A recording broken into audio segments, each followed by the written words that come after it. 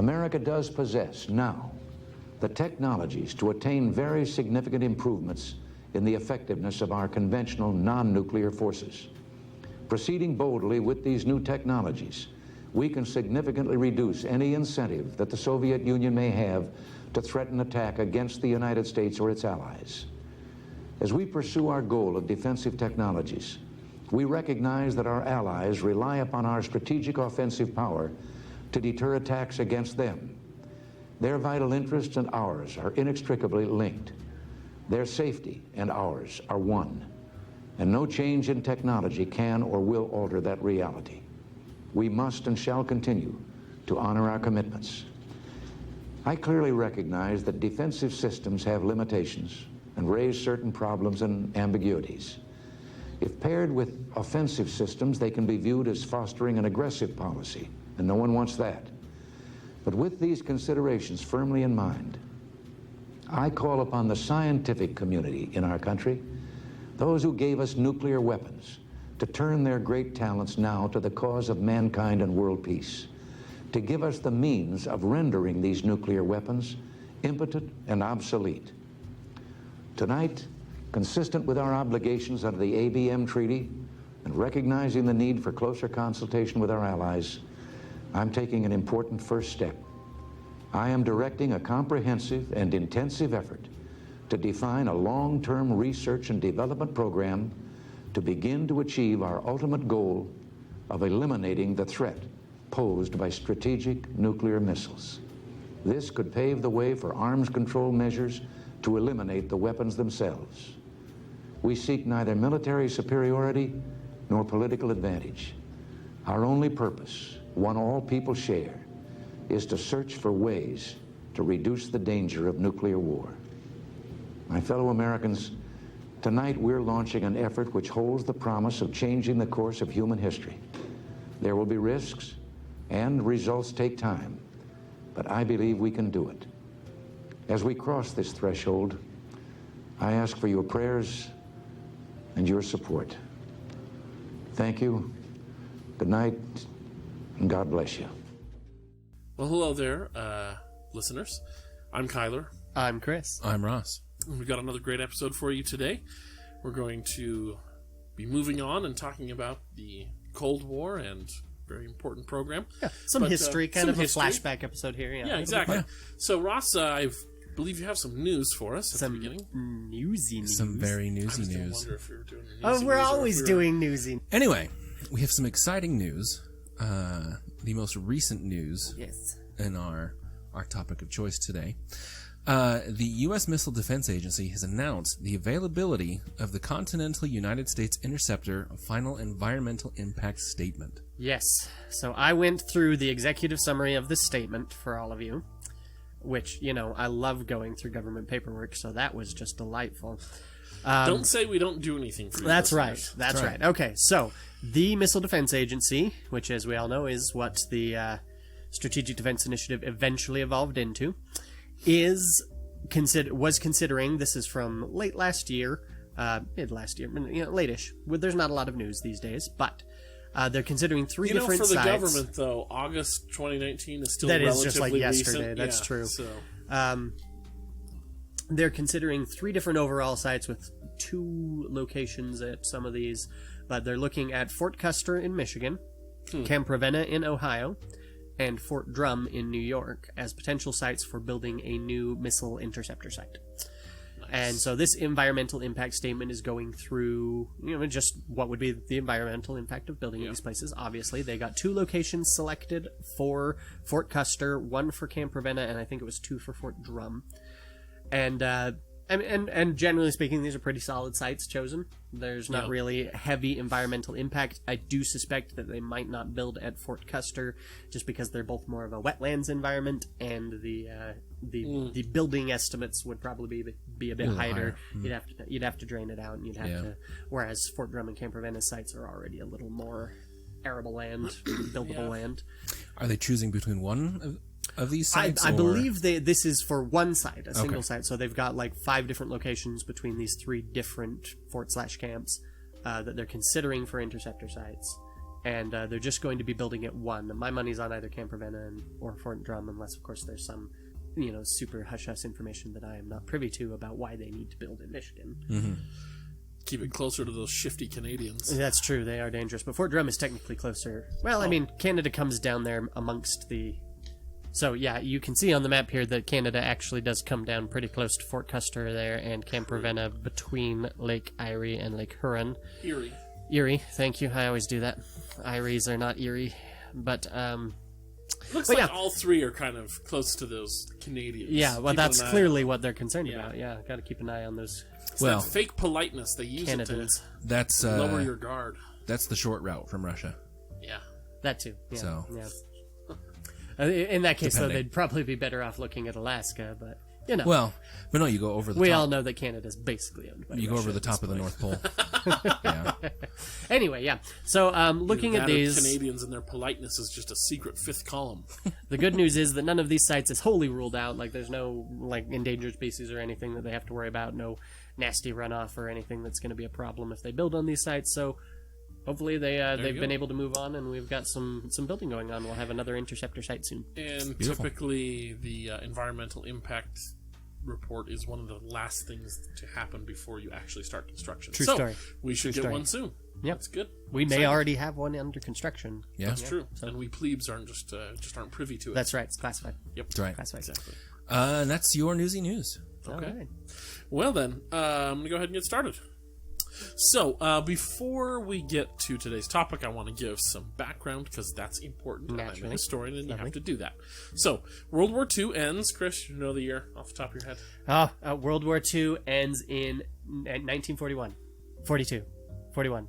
50, 45. 45. What am I doing? 45. Yes. 41 is... 41, yes. We get into it. We get into Tail it in end of 41. It starts in, 39, 37? 39. Yeah. 39, Hitler invades Poland. Yeah. Czechoslovakia and Poland. And, okay, yeah. As I said, Wizard's Granddaughter, which is available for free to read on my site, Hey. is set right there at the invasion of Poland. So. Yeah. So it ends in 1945. Yes. And basically, I'm the embarrassed world... that it took me that many guesses to remember the world breathes a sigh of relief. Yes. Because the Nazis are no more. Woo! And we can go back to hating the perennial enemy, the communists. Yes. Well, I mean, we still hate Nazis. That hasn't stopped. Well, that's true. But they're not the imminent threat to world security and safety that they were the previous few years. Well, it depends on who you ask these days, but yeah. Yeah. So, so 1945, Nazi threat is, at least for that decade, diminished. Yes. Fled to Argentina. Yeah, exactly. And we go, we remember now, we hate communists. That's right. That's right. So it's been nice working with you, Stalin, but you're actually a horrible bag of dicks. Yes. And you can go. So then, for 323 days, in 1948 to 1949, we get the Berlin blockade, sort of escalation by said communists. Then we get the Chinese Civil War, 1946 to 1950, although, to be fair, a little bit of an arbitrary date pick. This kind of went on from about 1920 to 1950. I was going to say, that had been there was a sort of a brief pause during the wars.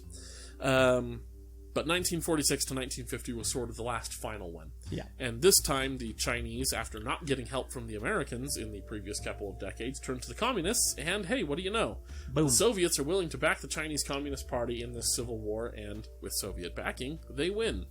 So now we have another big communist nation, right? Yep.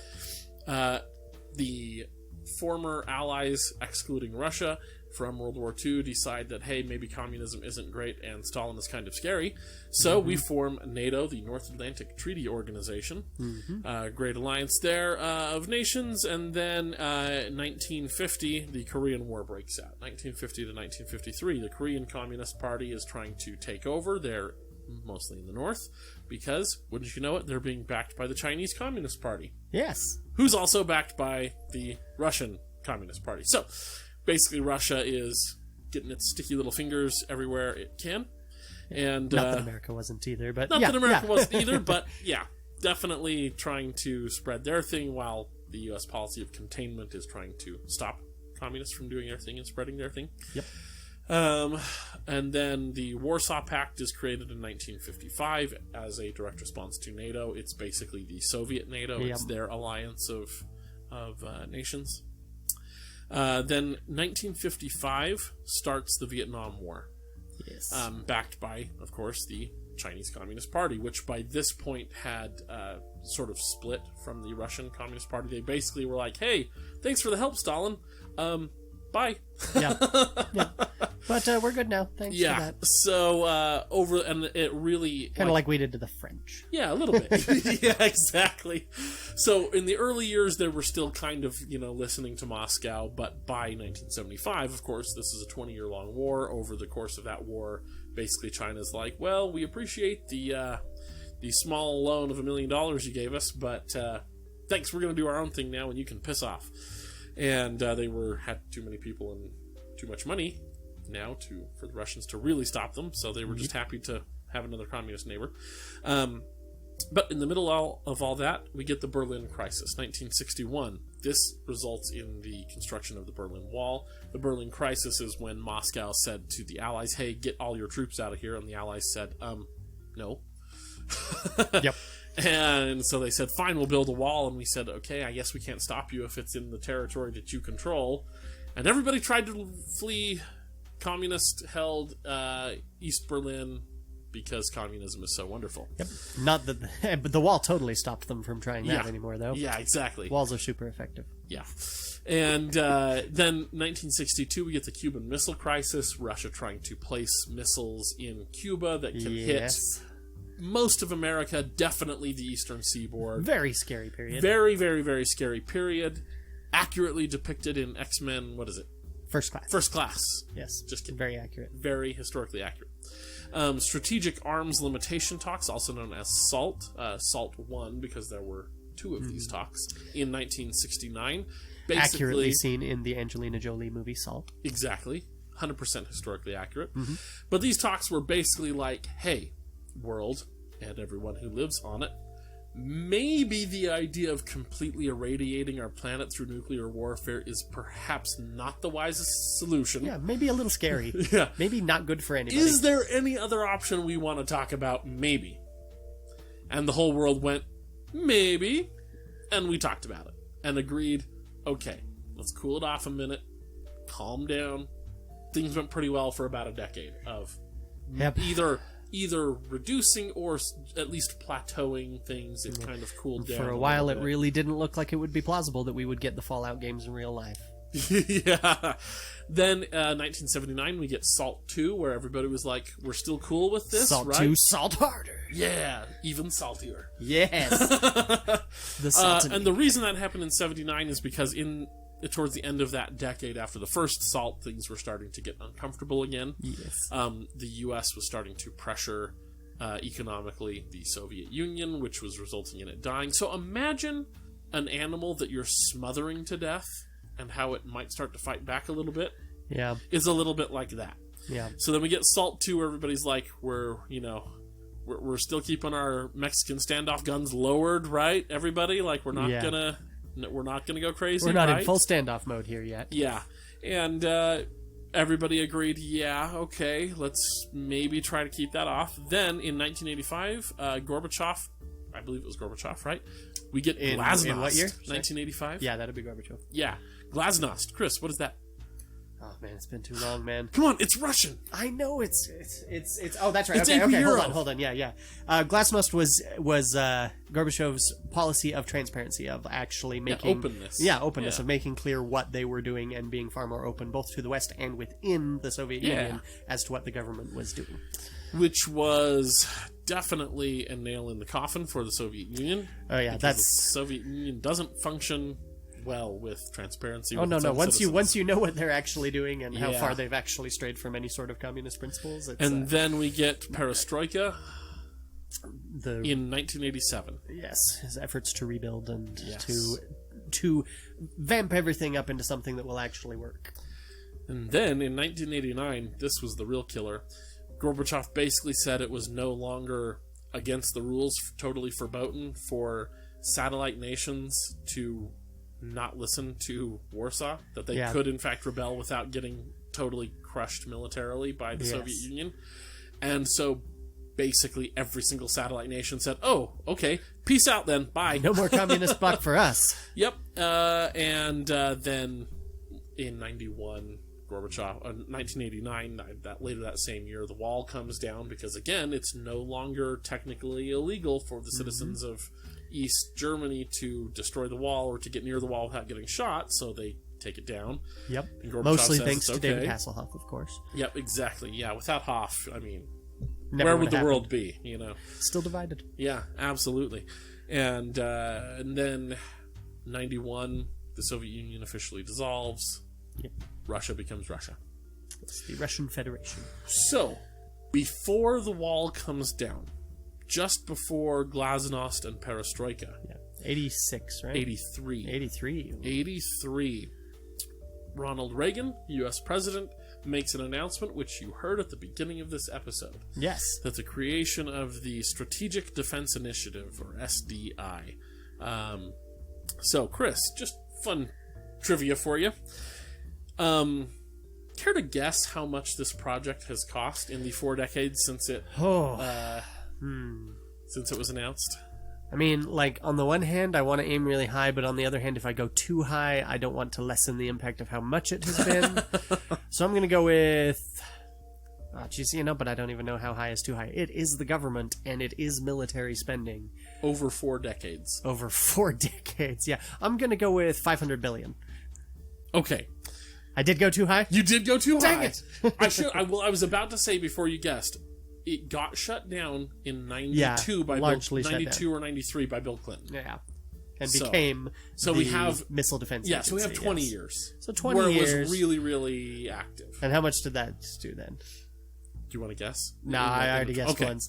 So, when it was announced, Democrats, of course, because welcome to politics in America, no matter what the other side does, even if you agree with it, it's the wrong thing to Yes. do.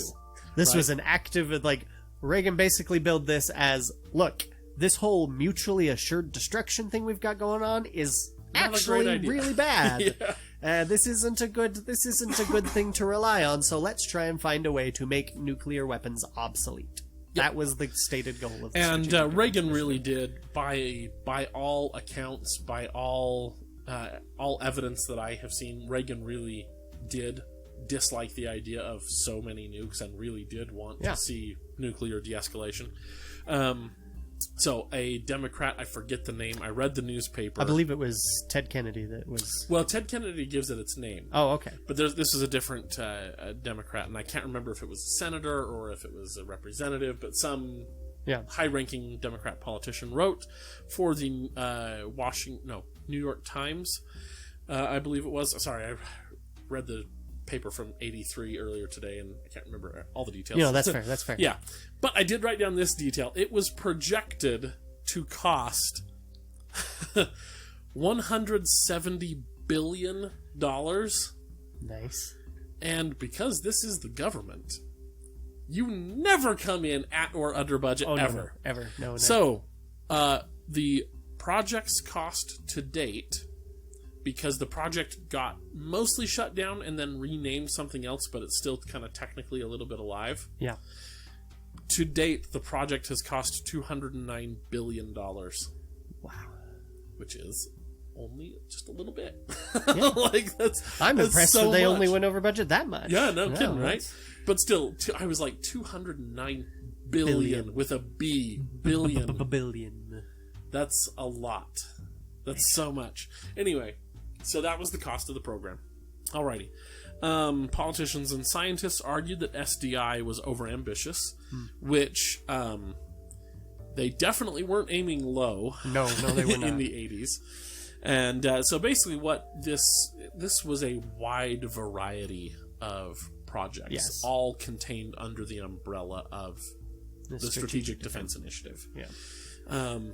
The coolest, most unattainable parts of it. The general goal of these projects was to find ways to detonate nuclear missiles before they could impact, while they were still at a higher altitude, where the fallout wouldn't be too bad. Like to try and render nuclear missiles obsolete, because we can take care of them before they're dangerous.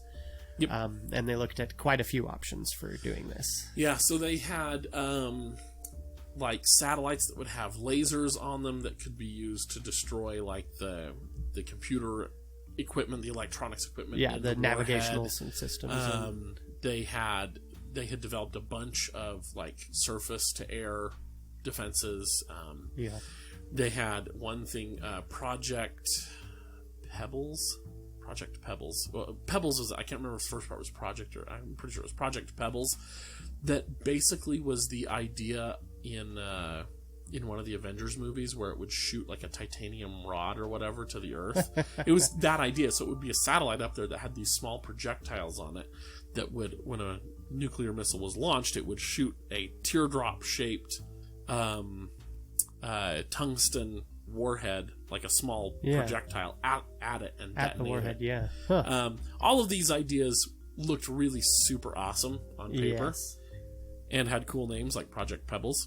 Yes. But I've got a few paragraphs here of cool story stuff here. It was overambitious. The technical hurdles required to achieve SDI, which included a number of proposed designs and weapons, not just space-based lasers, seemed so incredible at the time that Massachusetts Senator Edward Kennedy referred to it as reckless Star Wars schemes. Yeah. So, yeah. After the 1977 George Lucas film. Right. Yeah. And 1980 and the subsequent films, of course, it became a franchise. No, but all three of the original trilogy were out. That's the third one was coming out when this was 2 months later. Yeah. The Star Wars moniker stuck. Over the course of 10 years, the government spent up to $30 billion on developing the concept, but the futuristic program remained just that, futuristic. It was formally scrapped by President Bill Clinton in 1983. Or 1992. 1993. 93. Yeah. Scientists and engineers continue to say that if they'd had the necessary funding, they could have made the technology happen, which is hilarious to be like, you've had $209 billion, and it technically still isn't there, so how much more funding did you need? Anyway, but that argument is problematic. There's a 1987 study by the American Physical Society, which brought together some of the nation's top scientific minds to take measure of all the systems that were then under development. And the study focuses on the technical challenges of SDI, including developing high-intensity lasers and particle beams, which if that sentence doesn't make you happy, I don't know what does. The report concluded that not a single one of the systems then under study or development was even remotely close to development. Yeah. It noted that every single system under consideration had to at least improve its energy output by 100 times to be effective. In some cases, as much as 1,000,000 times. Yeah. So, however, this other guy, researcher, historian guy, claims that the technology was feasible if given enough time to develop. We know this, quote, we know this because much of it exists today, he says. For modern-day examples of this, you can see how the U.S. Navy is placing lasers on its ships and has used them in exercises to take out drones and boats in military exercises. Yep. So basically, the idea of the Star Wars program in the 80s was feasible. It just wasn't feasible with the technology they had then. Yeah. But the ideas are solid, and now that technology most has of improved... them are based on solid scientific principles. And now that like our technology and equipment has improved, the core concepts of these ideas are in place. Yeah. Which is pretty cool. It is. Still, Pinker argues... of course, this is now... In the 1980s, that kind of technology was rudimentary. Still, Pinsker is the name of the guy, argues that the point of Reagan's initiative to grind away at the research until the concept became feasible. Right? Yeah. That's the and point. it's not unlike Kennedy's space race, find a way to do this, and hey, we did. Yep. And Reagan wasn't so fortunate, but it was definitely a laudable goal. Yeah. This same Pinsker guy says, to criticize SDI as being Star Wars is like criticizing the Manhattan Project as being Star Wars. The whole point of both projects was to take theoretical ideas and make them a reality, which eventually both did. It didn't happen overnight with either, and both were incredibly expensive. Yes. That's a fair point. That is. Partisan debate on the issue had Democrats in Congress... Only one of them was basically built around the idea of undoing what the other one had done. Well, right, yeah. Partisan debate on the issue had Democrats in Congress questioning the viability of the program, with Louisiana Senator J. Bennett Johnston calling it absolute folly, and some scientists and members of the media describing SDI as a bargaining chip or bluff. In 1993, the New York Times reported the Pentagon had rigged a test and falsified other data to make the $30 billion program appear more successful than it was. But the government would never do that. No, never, So. never. We can always trust the government. However, this other guy says that this other historian, this whole article was basically just back and forth. Like, there's a lot of evidence to say that it was a complete waste of time, that it was a total failure, but there's a lot of evidence that says it wasn't. Considering that we have a lot of it now, there's some... Yeah. So this Westwick guy says, I've seen no contemporary evidence that it was a bluff, at least for the first few years of the program. No, and they've declassified a lot of stuff related to it. So. And the person whose view counted the most, namely Reagan, certainly didn't view it as a bluff. Yeah. And that's kind of what we hear nowadays, is that like, well, Reagan knew it was a sham, but he was just bluffing the Russians into spending all this money, which the Russians did spend a lot of money to try to formulate something similar, but couldn't figure it out. Something similar or something even to counter this. Counter this. But Reagan definitely wasn't looking at it as a bluff. I think your analogy, Chris, of the space race was much closer to it, where it's like, yeah, it doesn't exist now, but if we just put our heads against the wall long enough, we're going to eventually break through, and we will have this. So, well, that's the thing is, like, as we were reading for this, like, the Soviet Union definitely, they said a lot of stuff about, like, oh, this is just saber rattling. This is just you trying to threaten us. You had a lot of political opponents sitting there going, like, look, mutually assured destruction's kept us safe so far. You can't mess with that crap. And it's just like, well, that's the point of this, is to not have to mess with that crap anymore. So. There's a lot of cool stuff that I came across, a lot of really cool sounding words like high velocity rail cannons, and particle beams, and all kinds of really cool sounding stuff. Definitely something I want to get my hands on and play around with. But well, I mean, it's so cool sounding. You might want to play around with it, but none of the rest of us want you to. But one of the reasons that because both the United States and the Soviet Union had money to spare. They could and did build many missiles during the Cold War. The problem was the U.S. being more defensive in nature than the Soviet Union. Soviet Union was seen as more of the aggressor as far as the missiles go. The number that I read was that for every dollar the Russians, the Soviet Union, spent on missiles and sort of the offensive thing, to counter it, effectively, the Americans were having to spend $20. So it was basically 20 times the amount, because you don't know where they're going to hit, so you have to protect everything equally. It was way more expensive. And to be fair, the United States at that time could afford 20 times the money, way better than the Soviet Union. They could, but Reagan was basically like, this amount of spending, this ratio of spending is not sustainable. We have to find a cheaper way to close that door. Which is why he said, let's go ahead and spend $170 billion, because why not? That'll still be cheaper in the long run if we can get this program up and running, where it is just, you flip that switch and it's just a big no. It'll be cheaper and it'll be a lot more reassuring for future generations. Exactly. And so I thought that was pretty interesting. It's like, because you think about why the government would, quote unquote, waste all that money on this program, and it's like, well, they're already... Because they are a government. Well, besides that, that's the underlying reason. But they're going, they're already spending all this money anyway. In a different way. They might as well just spend it over here, because then that might actually end up saving money in the long run. But it didn't end up working the way they wanted it to. There were ideas, too, of space-based interceptor platforms, which were pretty cool.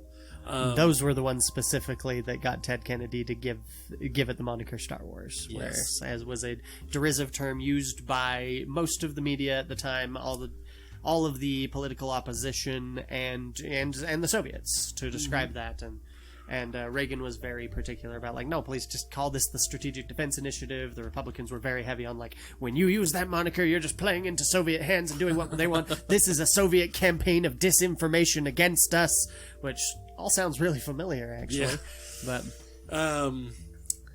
what was I going to say? Oh, one of the cool technologies that I read about... Sorry, continue.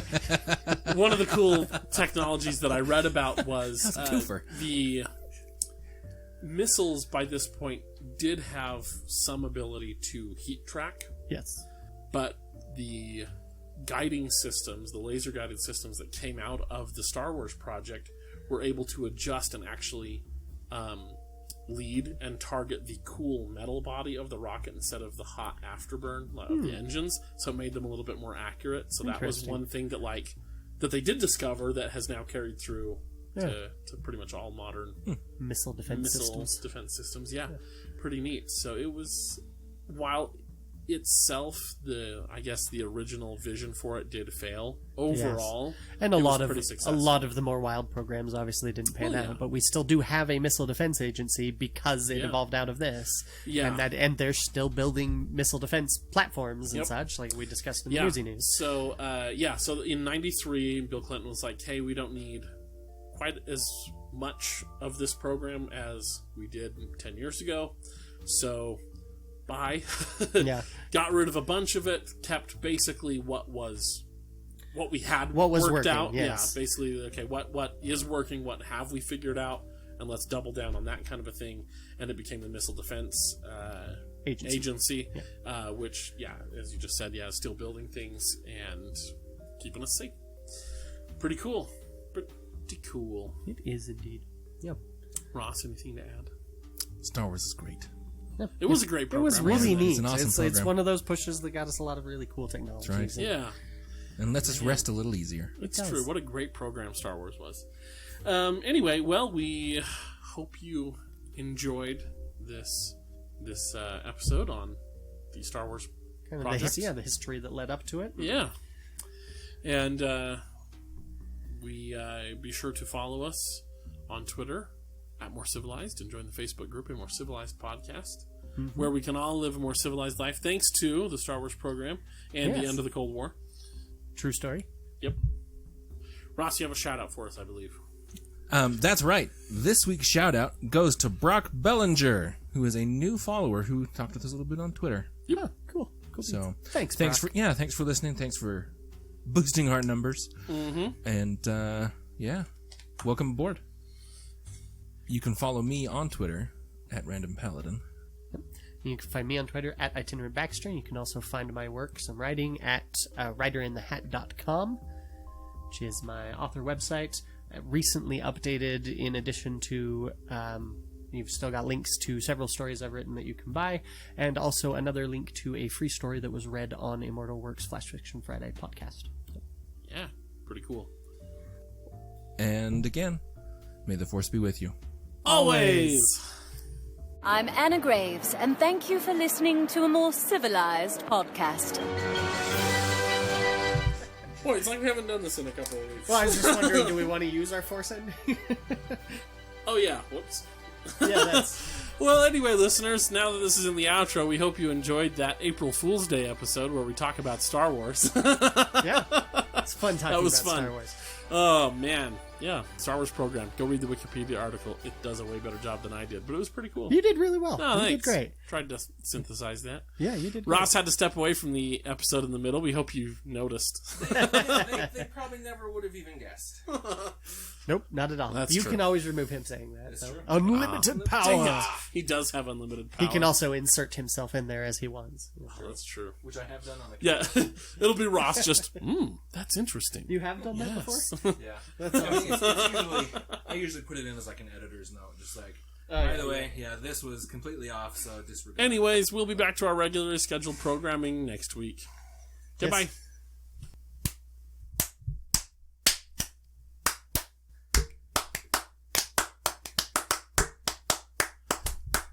So no one told you life was gonna be this way. No. You have to. Just one moment real quick. I'd like to say, hi, Ross. Hope you catch this while you're editing. Okay, now we can continue. That'll be fun. Yes. Oh, boy. First he interrupts our moment of silence, then he interrupts the episode. Yeah. Who are you, Kyler? News is nothing sacred, Ross. He's okay with Jimmy rigging in the right ways. Yes. Is what I've found. Yeah, so I hear you. Not nearly as expensive, but why am I saying this into the microphone like I'm... Anyway. This is good outro material. Yeah, you have established some solid podcasting habits. We've just advertised for a local repair shop. Yep. You guys just go ahead and I'll He'll come back and interject comments Yeah, exactly. with his unlimited power. He does have unlimited power. Yeah, you've ruined it. I gotta cut that now if we're gonna play it straight. I know, that's why I thought we were playing it straight and not doing the newsy news, just totally deadpan. I feel The like newsy that's- news is constant. Yes. The newsy news is in every I multidimensional hate space. both of you. Oh, don't even, Chris. No, I can't escape. There is. That's Is there right. There ever is a no world timeline without where there newsy is that? news. Nope. Good heavens. Newsy news is a multidimensional constant. That's right. The Strategic Defense Initiative, aka Right. Star Wars. Shield? That is the Strategic Homeland Intervention and Enforcement Logistics Division. Right. Which is a division of the Strategic Defense Initiative. Yeah. Just kidding, because that's only an initiative. It doesn't have divisions. But And where does that fit with Homeland Defense? no idea. It's an initiative of the defense. This is going to be so confusing for listeners. You don't have to. Don't give me this boat back to safety crap. I hate it when you do this to me, Google. Let me go to the pages I want. I want to be infected with all the viruses, please. I love No, how it always does it on sites that I'm like, I'm not worried about the Missile Defense Agency site hacking me. Yeah. Oh, yeah. Oh, yeah. This is a modern, important agency. All right. How bad is the website? That's pretty bad. Yeah, I mean, it's not the worst I've ever seen, so that... Oh, you just interrupted our moment of silence, right? Ross, I know. I was legit giving you one. It's okay because we're getting just a We little paused, and then I saw him, and I was like, he's gonna talk. This is Yeah. even better. But it's okay because we were getting just a little bit of crackling on the recording. I'm not sure where it's from. Finally got one. There we go. I was counting those second ticks, and that was not quite 6 seconds, Yeah, sir. Ross. That's close enough. Sure, close enough when you Close say it's enough for close me. Closest he's ever likely to get. Yeah, that's true. Okay, for real silence. Yeah, I'm still waiting for the 6 seconds. 1, 2, 3, 4. What is 5, surprising to me is that 6. Ross remains surprised week after week that this is what we Isn't it do. great? See, I mean, but we had a couple interruptions already, so I thought maybe you had it out of your systems, but guess not. I'm ready. Never. My system is constantly producing interruptions. He's lousy with them. I could never catch coronavirus because my system would just interrupt it.